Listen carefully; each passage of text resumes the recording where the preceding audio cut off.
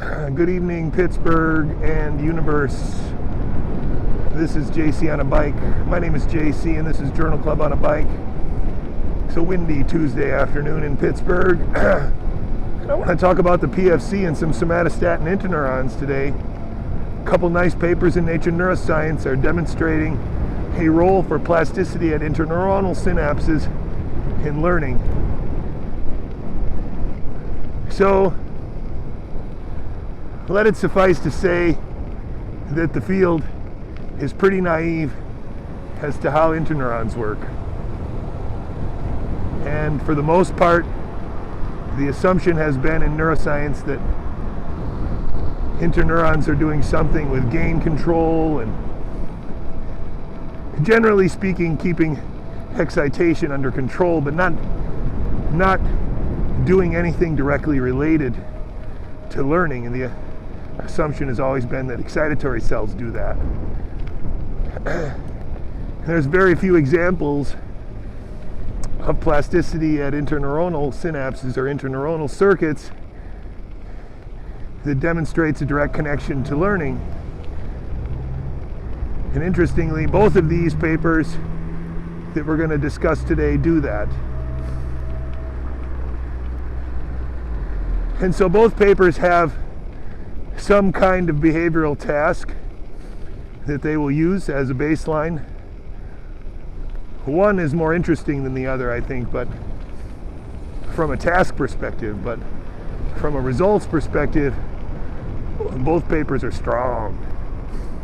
So the first paper is by, the last author is Papalio, and this is a paper which looks at the ability of a mouse, an animal, to identify the affective state of a conspecific.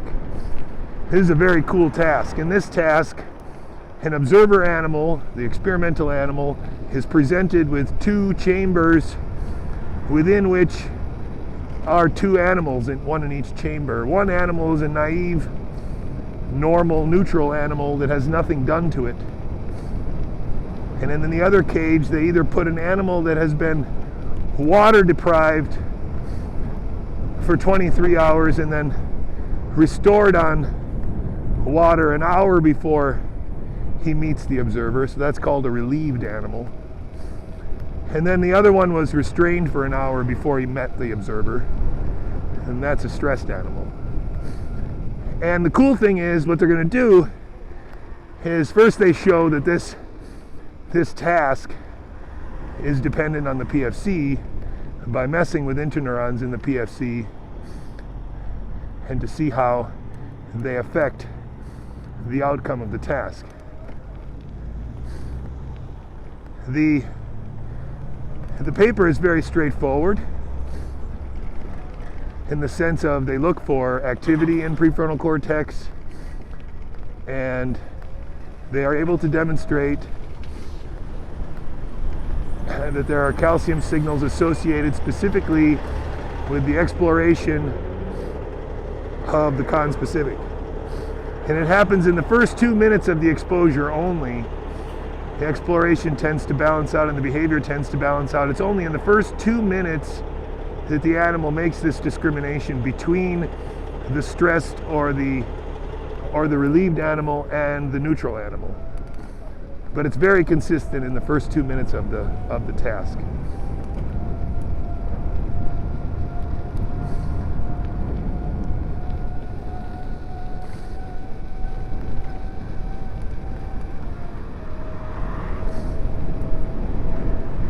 And so then they show that the activity increases there in response to this discrimination task. And then what they're going to do is then stimulate parvalbumin cells or somatostatin interneurons to see if they can perturb the circuit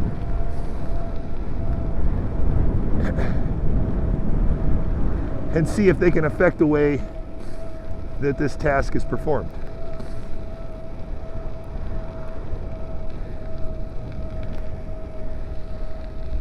And the short story is that by perturbing SOM cells, but not by perturbing PV cells, can you affect the outcome. Interestingly, in this paper, they do crazy controls that really strengthen the paper. There are controls where they try to evoke similar changes in behavior while making the animal discriminate between objects or between naive. Nice. At least he looked.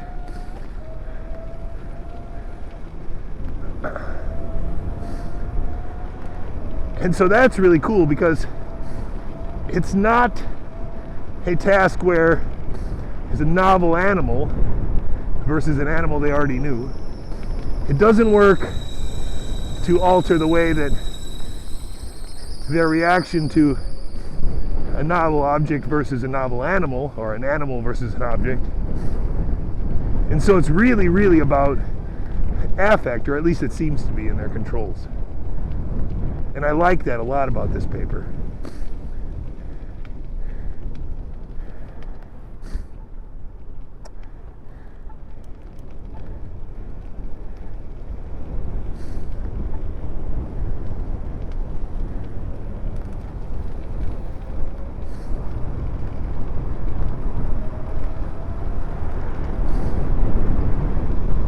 Second paper is by Roger Clem's lab, and they're doing fear conditioning while looking at activity in SOM cells of the PFC. And in this paper, it's a little bit more of a straightforward manipulation because they manipulate both directions, and they do it just a bit more thoroughly than the first paper.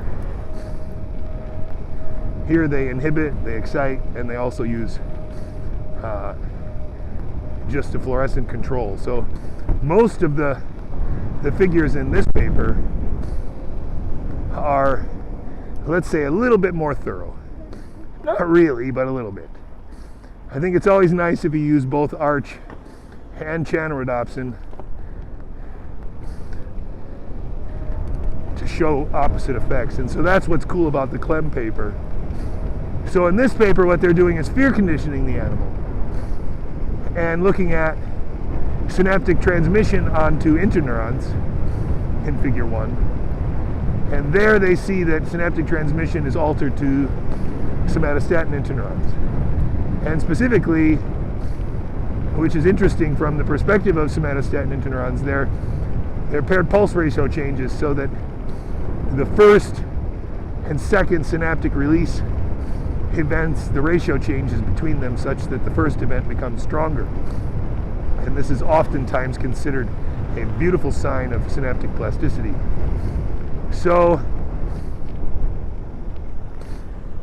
please go.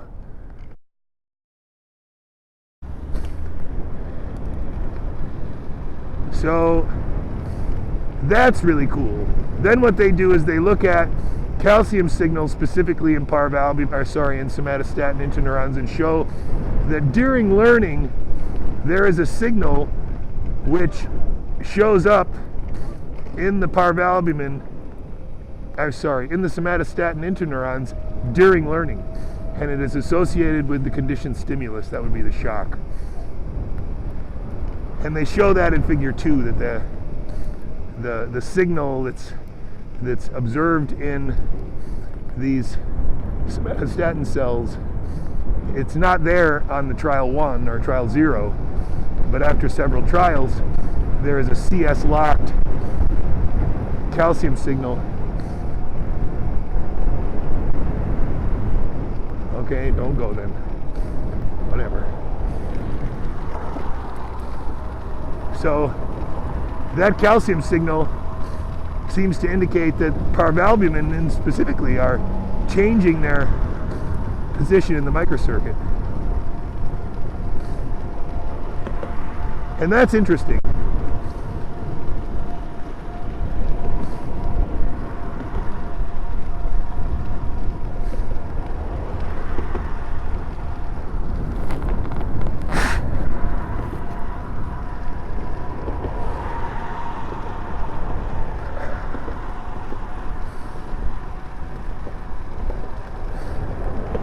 Excuse me.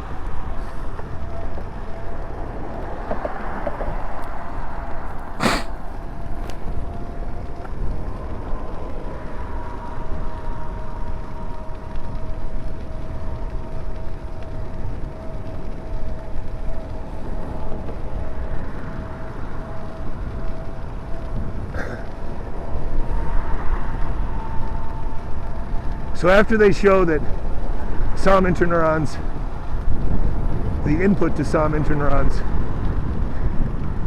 seems to change, at least that's what you get when you look at the paired pulse ratio. And what they're going to do is they're going to put optogenetic tools into different places in this circuit to see how they can affect it. So this is where this paper gets a little bit more specific than the last one.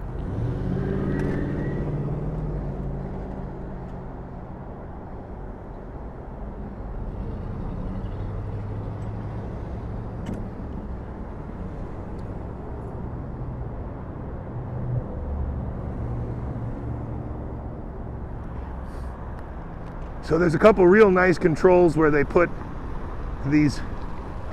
either arch or YGFP or chanorodopsin into somatostatin neurons and show things change.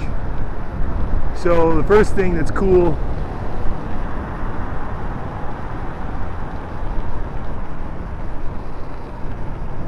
is that they can make freezing with the light by itself.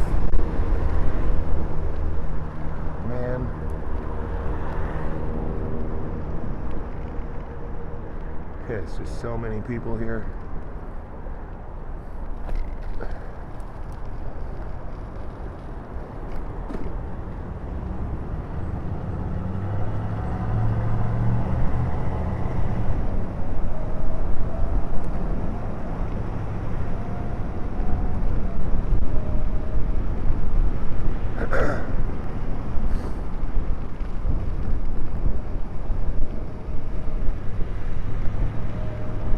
So another thing that's cool is when they use arch in somatostatin interneurons, then they can train the animals up normal, but if they turn arch on, they can remove the freezing. And that's pretty cool.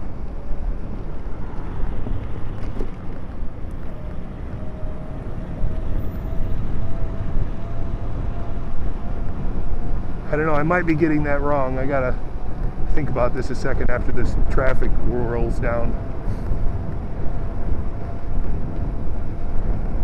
This truck stinks. Oh, I can hardly breathe.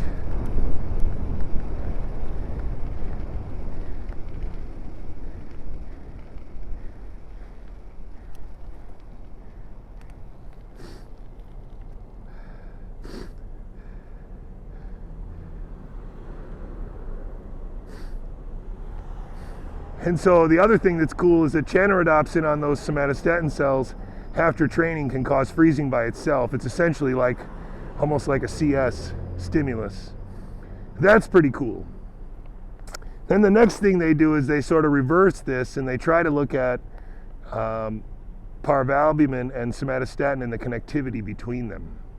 And so now when they do it in parvalbumin, it's pretty cool because what they show is that if they put arch in parvalbumin, and they train the animals, and then they turn on the arch, the animals start to freeze when you inhibit the PV cells. So that's a pretty cool result because we already knew from previous papers that some interneurons can inhibit PV cells. So this could be the trick, right? PV gets inhibited by SOM, and SOM gets excited, so they're able to inhibit PV quicker in the rhythm because the first pulse is bigger. So they're easier to activate, and when they activate, they inhibit PV cells. And cool, if you put arch in PV, so to mimic the inhibition, you can get freezing again just from the light. That's a major league cool result, I think. And then that they do is they put arch in PV and in SOM, and they show that this effect goes away. So if you stimulate arch in both PV and SOM, then you don't get that anymore. And so then that makes the argument that it's really the inhibition of PV that sort of gates the freezing, at least in medial prefrontal. Very cool result. And the paper goes on. That's only figure 5, I think.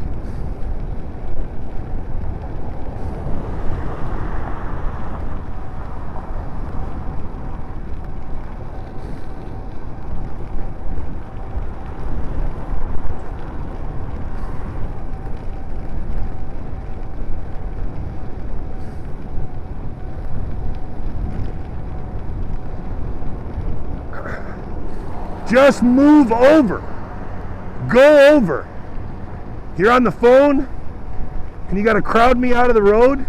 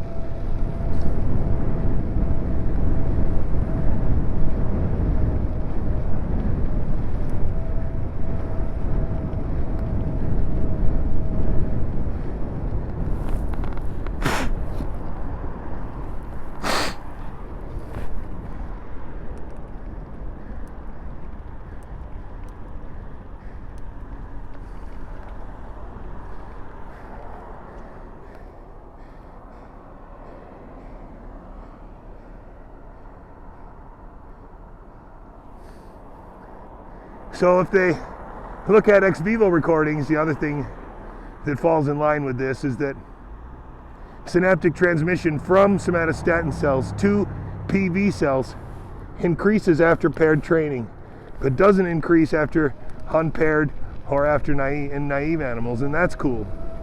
It's a giant increase. And it does also seem that PV strength to pyramidal cells maybe changes a little bit, but it's not significant.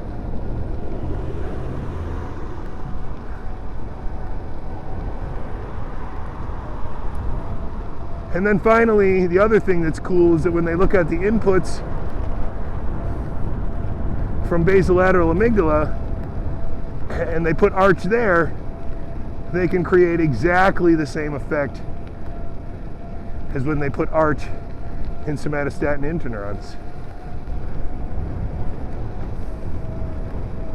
So if that's not cool and a good control, I don't know what is. That's real pretty. And then when they look at synaptic transmission from basolateral amygdala, synaptic transmission strength increases to somatostatin and pyramidal cells. Again, not out of line with the rest of the data. To show actually changing synaptic strengths to and between interneurons can cause a microcircuit change that allows pyramidal cells to signal.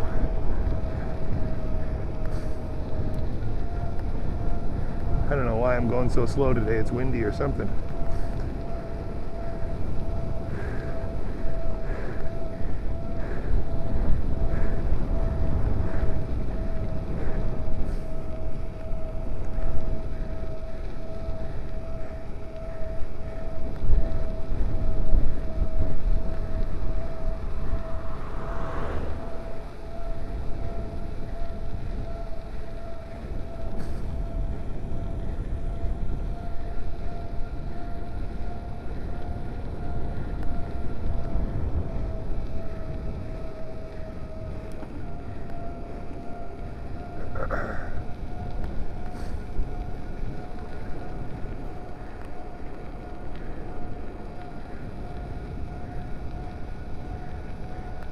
So 2 papers, both looking at some interneurons in the prefrontal cortex.